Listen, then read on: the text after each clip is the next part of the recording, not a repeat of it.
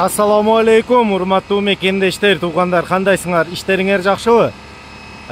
Биз Кара Суу шаарында жүрөбүз. Бүгүн 14 апрель 2022 жыл. Сиздерге курс валюта Кара Суу бааларын билип тартып өтүп кетейин, туугандар. Каналга катталбагандар каналга катталып койгула.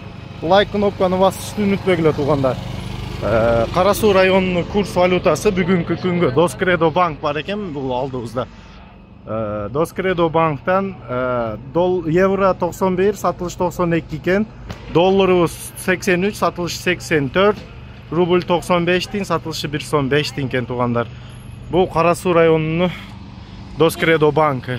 Бул жакта Бакай банк бар экен. Бакай банк курс валютасы доллар 83, сатылыш 84, евро 91, сатылыш 92, рубль 95 тиң екен, сатылышы 115 тиң.